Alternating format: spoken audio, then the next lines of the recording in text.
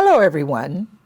Thank you for letting me join in the festivities, even if I can't make it in person, because there is so much to celebrate. 75 years ago today, at the Palais de Chaillot in Paris, the world adopted a new standard for human dignity. The Universal Declaration of Human Rights enshrined the inherent, equal, and inalienable rights of every person on earth. Access to education and employment, health care and voting rights, free speech and privacy, religious freedom, and equal protection under the law, no matter who you are or where you're from or which God you pray to. But this foundational document didn't get its start in a grand palace in the 16th arrondissement. It was drafted right here at Lehman College. And its story continues to be written here by all of you, because that's how progress works. Not simply by the stroke of a pen or even 4 dozen pens, but by continued, dedicated, hard work undertaken by all of us in our communities. For my generation, it was the struggle for civil rights and women's equality. A decade after the Universal Declaration of Human Rights was signed, I was being bused to a segregated school.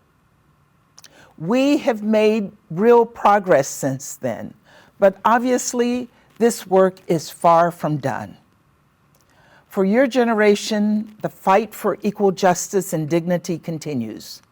For women and people of color, for members of the queer and trans community, for immigrants and those with disabilities, for people of all faith, including those facing anti-Semitism and Islamophobia. The Biden administration is committed to rooting out hate and discrimination here at home and around the world.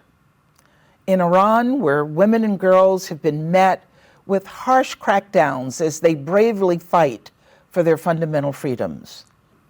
In Xinjiang, where Uyghurs face cruel and inhuman detainment simply for displaying pride in their culture or practicing their faith.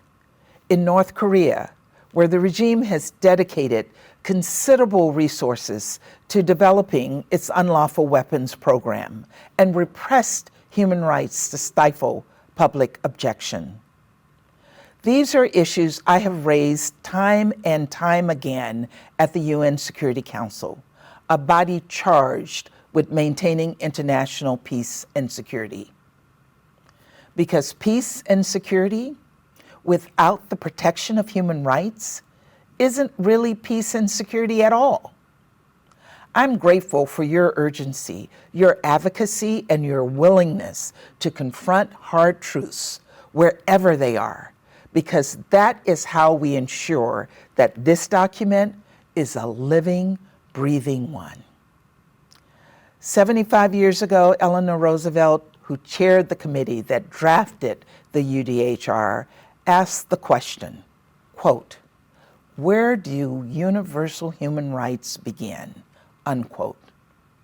The answer, I believe, is here, on campuses like yours, surrounded by classmates like yours, working to create a school, a city, a country, and a world in which every person enjoys equal measures of justice, opportunity, and dignity. Thank you for helping make that vision a reality.